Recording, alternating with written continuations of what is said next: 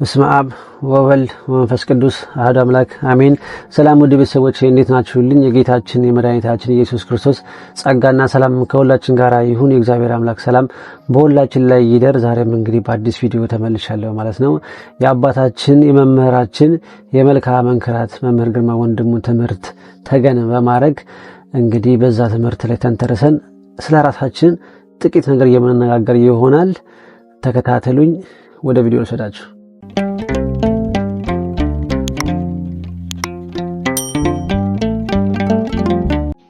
ዛሬ የእምነታችን ኃይል ይገለጣሉ። ማተብ አስረናል። አዎ እናስራለን። ጥሩ። ጸሎት ግን አናደርስም፣ አንሰግድም፣ አንማጸንም። የመንፈስ ቅዱስ ኃይል ወደ ህይወታችን እንዲመጣ አንታገልም። እንዲመቸን እንፈልጋለን። እንቅልፍ እንድናጣ አንፈልግም። የጸሎት ጊዜን መስዋዕት የምናደርገው በእረፍት ነው። ስለዚህ ሁልጊዜ ማረፍን በተመቸን መልኩ እንጠብቀዋለን። ግን አንድ ትልቅ ብርቱ ኃይል እያጠረን መጣ።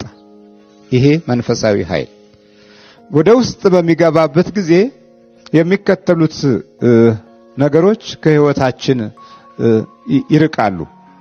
ፍርሃት ይርቃል። መንፈሳዊ ድፍረት ይመጣል። ሁለተኛ የምስጋና ኃይል እየጨመረ ይመጣል። እግዚአብሔርን እንወዳለን፣ እናፈቅራለን። በቀላሉ ነገሮች አይምታቱብንም። ውስጣችን አይናጋም። መንፈሳችን ሁሉ ውስጥ በኩል ቅዱስ ይሆናል። የውስጥ ልብስ እንለብሳለን። የውስጠኛውን ልብስ ሊያለብሰን የሚችል እግዚአብሔር ብቻ ነው። የላኛውንማ ምን ችግር አለ? ሸማኔውም ያለብሰናል። በመንፈስ ቅዱስ ኃይል ከውጭም ደግሞ ይለብሳል።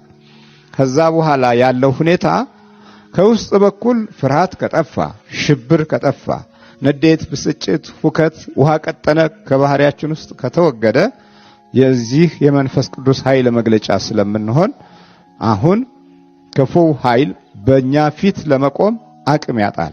ሰውን የጎዳ፣ ህይወቱን ያበላሸ፣ በረከቱን የነጠቀ፣ ተስፋውን ያጨለመበት ሁሉ አሁን የእምነትን ኃይል ያያል ማለት ነው። የእምነትን ኃይል ያላየ ትውልድ ሁሉ ጊዜ ሰው እጅ ላይ የወደቀ ትውልድ ነው። ዛሬ ብዙዎቻችን በእምነት ኃይል ውስጥ ስላልቆምን የግድ ለመዳን የምንፈልገው በሕክምና ዘዴና ሙያ ብቻ እንደሆነ ብዙዎች በዚህ አይነት አኳኋን ውስጥ እድሜያቸውን፣ ጊዜያቸውን፣ ዘመናቸውን፣ ጤናቸውን፣ ታሪካቸውን ሁሉ ግቡን ሳይደርስ ወደ ተፈለገው ቦታ ሳይመጣ በመናፍስት ተጠልፈው አልቀዋል። ዛሬ ብዙዎችም ይሄንኑ መንገድ ይቀጥላሉ። ሰው እጅ ላይ መውደቅ ማለት ደግሞ ምን ማለት ነው? ሰው በጭካኔ ኃይል ጥላ ውስጥ ስላለ ሰው ለሰው ኑሮው፣ ሀብቱ፣ ገንዘቡ ይሆናል። በሙያው ዓለም ውስጥ የተሰለፉ ሰዎች እጃቸው ውስጥ ከገባ በቀላሉ እንዳትወጣ የዘመኑን ጥቅምና ጊዜ ተከትለው ከሚሰጡህ መድኃኒት ጋራ ሁሉ ጊዜ ህይወትህ እንደታወከ ይኖራል። ባወጣው ገንዘብ ሳትረካ፣ በወሰድከው መድኃኒት ሳትድን፣ በሄድክበትና በፈለክበት ፕሮግራም ውስጥ ግቡ ሳይመታ እንደተጨናነቅና ውጥረትን ለትውልድ እንዳስረከብን እንኖራለን። ለመምህራችን በእውነቱ ቃሉን ያሰማልን፣ እድሜና ጤና አብዝቶ ይስጥልን። በእውነት ከኔ ከኃጢአተኛው ላይ እድሜ ጨምሮ ይስጥልን። አባታችን እንደዚህ እንግዲህ ቃላቸው እስከሚዘጋ ድረስ የሚያስተምሩት ለኛ ነውና እኔ በሳቸው ትምህርት ላይ እንኳን የመጨመር አይደለም እንደው አይናቸውን ቀና ብዬ ያዩ ራሱ ትምህርታቸውን ለሰማማ አይገባኝ ሰው ነኝና፣ ግን ይሄንን ቪዲዮ ያመጣላችሁ ለምንድን ነው? ራሳችን እርስ በርሳችን እንድንነጋገርበት ነውና አባታችን እንደዚህ ደክመው ቃላቸውን እስኪዘጋ ድረስ የሚያስተምሩን ለኛው ነውና እኛ ደግሞ ትምህርታቸውን ሰምተን የምሬን ነው የምላችሁ ወይ አባታችን ልክ ነው እኮ ብቻ ማለት ሳይሆን የእሳቸውን ትምህርት ሰምተን ማለት ነው ወደ ህይወታችን ውስጥ አስገብተን የለውጥ ጉዟችንን ብለን መጀመር መቻል አለብን ማለት ነው። ምክንያቱም ሁልጊዜ ተቀምጠን ማለት ነው ትምህርት ብቻ ማዳመጥ ለኛ ምንም መፍትሄ አይደለም። ምክንያቱም ጸሎት መጀመራችን፣ ስግደት መጀመራችን፣ ጾም መጀመራችን፣ ንስሐ መግባታችን፣ ቅዱስ ቁርባን መቀበላችን ትርፍ አለው። መንፈስ ስለሚወጣ ስለሚያዝ ስለሚጋለጥ ብቻ አይደለም። እነዚህ ነገሮች የሚደረጉት በቃ መሆን ስላለባቸው ናቸው። የነፍስ ምግብ ስለሆነ ነው። ምክንያቱም እውነተኛ ሰላም ያለው ክርስቶስ ጋር ብቻ ስለሆነ ነው። እውነተኛ ሰላም ያለው እግዚአብሔር አምላክ ጋር ስለሆነ ብቻ ነው። ወጣቶች አንድ ነገር ልንገራችሁ። አብዛኞቻችሁ ይህንን ቪዲዮ የምትመለከቱ ሰዎች በጣም የብዙ እድሜ ልዩነት የለንም። ትንሽ ነው የምናራቀው። ወይ እበልጣችኋለሁ ወይ የምትበልጡኝ ትኖራላችሁ። ያን ያክል የተራራቅን አይደለም እና በህይወት እስካለን ጤነኛ እስካለን ድረስ የምሬ ነው የምላችሁ ጤነኛ እስከሆነን ድረስ ነው ጊዜ ያለን እንጂ ከዛ ውጪ ጊዜ የለንም። ምንም አይነት ጊዜ የለንም። የምሬ ነው የምላችሁ። አቅማችሁ በሰዓት በደከማችሁ ሰዓት እናንተን ለጸበል የምሬ ነው የምላችሁ ለእናንተ ለጸሎት የሚቆም ለእናንተ የሚሰግድ ማንንም አታገኙ። ማንንም ማለት ነው። አንድ ለራሳችን ያለነው እኛና እኛ ብቻ ነን። እግዚአብሔር አምላክ ደግሞ ምን ጊዜም የኛ ነጻ ፍቃድ ይፈልጋል። እግዚአብሔር አምላክ ጠይቆ ነው የሚያድነው። ልትድን ትወዳለህን ብሎ ነው የሚያድነው። ስለዚህ እግዚአብሔር አምላክ ሁሉ ጊዜም ነጻ ፍቃዳችንን ይፈልጋል። እኛ ደግሞ አቤቱ ጌታ ሆይ አድነኝ ማለት መቻል አለብን። የምሬን ነው የምላችሁና ሁሉ ጊዜ ትምህርቱን ብቻ ሰምተን የምንቀመጥ አይነት ሰዎች መሆን የለብንም። በቃ በህይወታችን ውስጥ ይህንን ትጋት ማምጣት አለብን እና ለኛው ያለነው እኛው ስለሆነን እባካችሁን እንበርታ። በኋላ ላይ ግን ጊዜያችን ካለፈ በኋላ ገብቶን ደግሞ ማለት ነው ገብቶን የምሬ ነው የምላችሁ አስተምሮቱ ገብቶን ትምህርቱ ገብቶን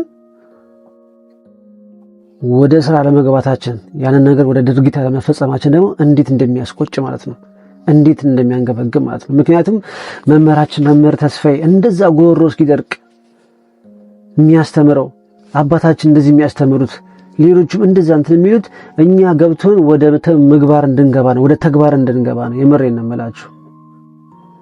እንግዲህ አስቡት እስከዛሬ በጣም ብዙ ነገር ተምረናል፣ ብዙ ነገር አይተናል። ግን እስኪ በህይወታችን ላይ እስካሁን ላይ ምን ጀምረናል? ምን ለውጥ አምጥተናል? ምንስ አድርገናል? እነዚሁ ለመምህራኖች እግዚአብሔር አምላክ የትም ቦታ እንደሚሰራ በየትኛውም ሰዓት በማንኛውም ሁኔታ እግዚአብሔር ኃይሉን እንደሚሰራ አሳይተውናል፣ አስመስክረውናል፣ አይተናል። ይሄ ማንም ሰው ሊዋሸው ማይችለው ወይ ደግሞ ያየነው ነገር ነውና በማይመች ሁኔታ ውስጥ ብንሆን የማይመች ቦታ ላይ ብንሆን እግዚአብሔር አምላክን እንዴት መቅረብ እንዳለብን ወደ እግዚአብሔር እንዴት መሄድ እንዳለብን እነዚህ መምህራኖች በር ሆነው አሳይተውናል። የምሬን ነው የምላችሁ። እኛስ ምንድነው የምንጠብቀው? ምንድነው የሚከለክለን? እንዳንጸልይ የሚከለክለን ምንድነው? እንዳንሰግድ የሚከለክለን ምንድነው? እና እባካችሁን እናስተውል። የምሬን ነው የምላችሁ። ወደ መንፈሳዊ ኃይል አሁን መምህራችን እንዳስረዱት ወደዚህ ኃይል እንዳንመጣ የሚያደርገን ነገር በጠቅላላ ቆርጠን ለመጣል ገፍትረን ለማውጣት እየተዘጋጀን መሆን መቻል አለብን። ማንም ሊሆን ይችላል፣ ምንም ሊሆን ይችላል። ከዚህ ነገር የሚበልጥብን ነገር ምንም ነገር አይኖርም። የምሬን ነው የምላችሁ። እኔ አንድ ታሪክ ባጭሩ ስነግራችሁ ማለት ነው። አንድ ልጅ ነበረ፣ በጣም ወጣት ጤነኛ ስፖርተኛ የሆነ ልጅ ነበረ። በጣም ጤነኛ ነበረ፣ ስራ የሚሰራ ልጅ የነበረ ልጅ ማለት ነውና አንድ ጓደኛ አለ። ከጓደኛ ጋር ሆኖ ጥሩ ህይወት ያሳልፉ ነበርና አንድ ቀን በስራ ምክንያት ሁለቱም ይለያያሉ ማለት ነው። አንደኛው ለስራ ከሀገር ይወጣል ማለት ነውና ይሄ ባለ ታሪኩ እዚህ ኢትዮጵያ ውስጥ ይቀራል ማለት ነው። ኢትዮጵያ ውስጥ ይቀርና ህይወቱን የሚኖርበት ሰዓት ያ ጓደኛው ውጪ በነበረበት ሰዓት ከሌላ ጓደኞች ጋር በመሆን ትንሽ የሱስ ነገሮችን ይሞክራል ምናምን ነገር፣ ግን ገንዘብ ስለሌለው በኪሱ ቅሪት ነገር ስለሌለው ያንን ነገር ማስቀጠል ወይም ደግሞ ማድረግ አልቻለም ነበረ። ከዛ በኋላ ያኛው ጓደኛው ደግሞ ተመልሶ ሲመጣ ያኛው ጓደኛው ሱስ ነገር የሚባል ነገር አይወድም። በቃ ቁም ነገር ትንሽ ያስባል። በቃ ደስ የሚል ብዙ መንፈሳዊ ህይወት ባይገባውም ግን ትንሽ የሚያውቀው ነገር አለ። በቃ በህይወት ላይ ቀና ነገር ነው የሚያስበው ማለት ነው። ታዲያ ያኛውም ደግሞ እግዚአብሔር ብሎለት እሱም እንግዲህ ለስራ ወደ ውጭ ይሄዳል ማለት ነው። ወደ ውጭ ሲሄድ ኦሬዲ እዛም ትንሽዬ እዚህ ኢትዮጵያ የጀመራትን ሱስ እዛው ይቀጥላታል ማለት ነው። እዛው ቀጥሏት እንግዲህ ተመልሶ ይመጣል ማለት ነው። ተመልሶ ሲመጣ በቃ ይሄን ሱስ ማፋፋም ይጀምራል ማለት ነው። በቃ ገንዘብ አገኘ። ድሮም ይሄ ነገር እንዳያረግ ይዞት የነበረው ገንዘብ ነው የነበረውና ልክ ይሄን ገንዘብ ሲያገኝ በቃ አጋጋለው ማለት ነው። ጓደኞችም የገጠማቸው ጓደኞችም በጣም ልክ እንደሱ በቃ እንበል የሚሉ ነበሩና ይሄኛው ጓደኛውን በቃ መከረው፣ እባክህን ተው ይቅር ብሎ እስከ መጠላ ደረጃ ሁሉ ደረሰ ምናምን። ነገር ግን ምንም ሊያደርግ አልቻለም። መጨረሻ ላይ ግን መንገዳቸው ተለያየ። ያኛው ወደ ሱሱ መራ፣ ይሄኛው ደግሞ የራሱን መንገድ ተከተለ ማለት ነው።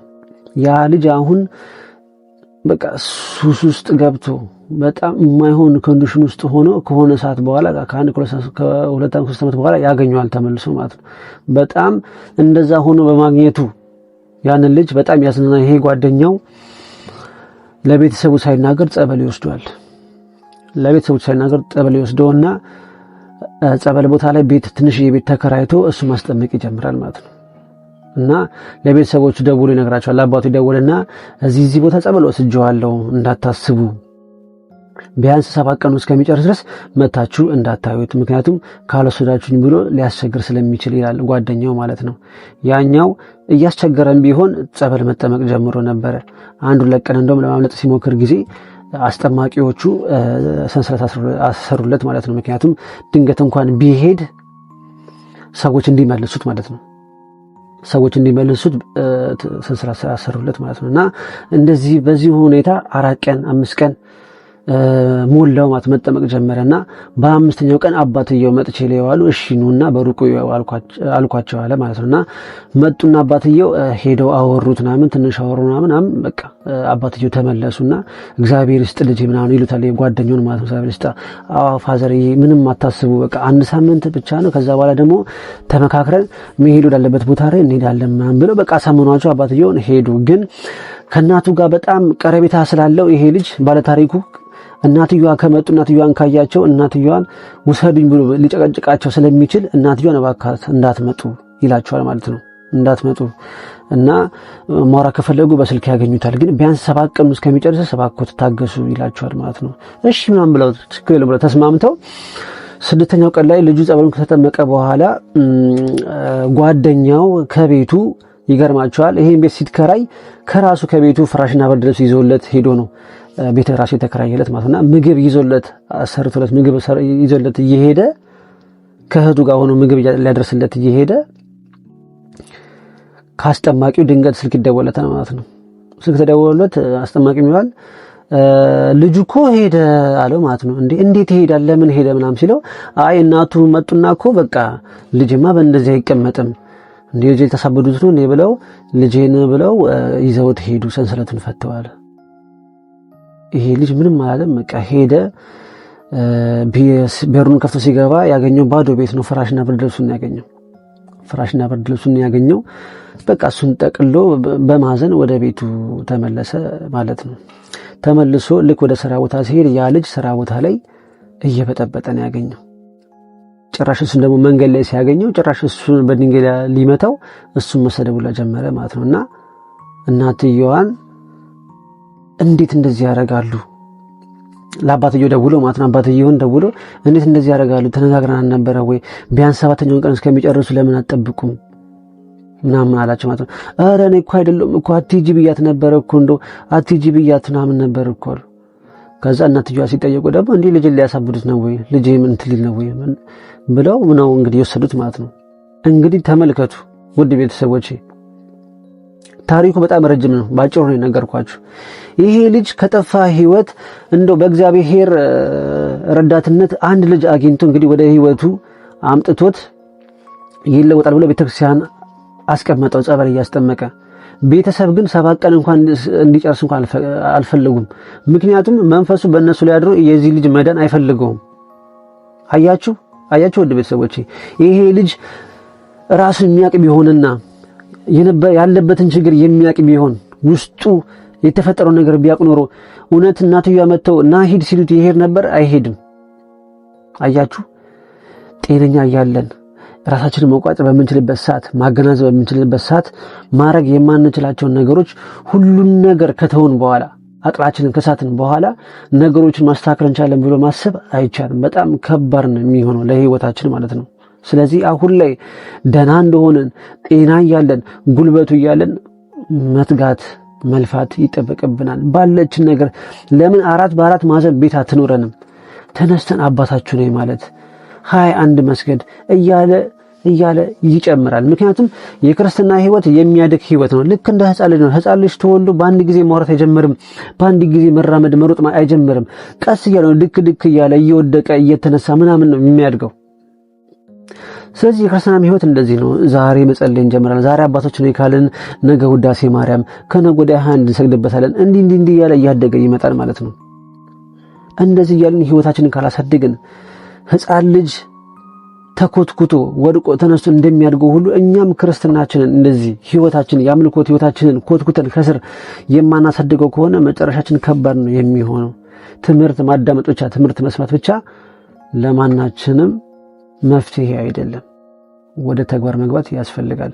ለአባቶቻችንን ለመምህራኖቻችንም እንዘንላቸው። የምሬን ነው የምላቸው፣ ልናዝንላቸው ይገባል። እንደዚህ የሚደክሙት እንደዚህ የሚለፉት እኛ እንድንለወጥ፣ እኛ እንድንሰማ፣ ለውጥ እንድናመጣ፣ በህይወታችን ውስጥ የጎደለን ነገር የተሰቃየንበት ነገር መፍትሄ እንድናገኝበት ነው። ሌላ ነገር አይደለም። እነሱ ምንም ትርፍ አያገኙም እኮ። ትርፋቸው ከእግዚአብሔር የሚያገኙት ነገር ነው። እና እባካችሁ ወጣቶች እባካችሁን ራሳችንን ገምግም፣ እንፈትሽ። የአምልኮት ህይወትን ለመጀመር ነገ ዛሬ አንበል። በቃ ነገ ዛሬ አንበል። የመዳን ቀን ዛሬ ነው። ከዛሬም ደግሞ አሁን ነችና እባካችሁን የመዳናችንን ቀን ሁላችንም እንሻት፣ እንፈልጋት፣ እናሳዳት። እግዚአብሔር ደግሞ ወደሱ ስንመጣ ደስ ነው የሚለው፣ ያግዘናል፣ ይረዳናል። ስለዚህ እባካችሁን ውድ ቤተሰቦቼ ይሄ ከነገርኳችሁ ታሪክ ቢያንስ የተወሰነች ነገር ውሰዱ። የምሬን ነው የምላችሁ። ነገ ከነገ ወዲያ ለእናንተ ብርታትና ጥንካሬ ሊሆናችሁ የሚችል ቤተሰብ ላታገኙ ትችላላችሁ። የእናንተ መዳን ቤተክርስቲያን ውስጥ የማይመስለው ቤተሰብ ሊኖራችሁ ይችላል፣ አታውቁም ወደፊት። እና አሁን ላይ ባላችሁ ኃይል ባላችሁ አቅም ቀን በቀን የሚያሰቃየንን ህይወታችንን ሁሉ ጨለማ ውስጥ ሊከትብን የሚፈልገውን የጠላት ዲያብሎስን እንፋለመው። እባካችሁን እላለሁ።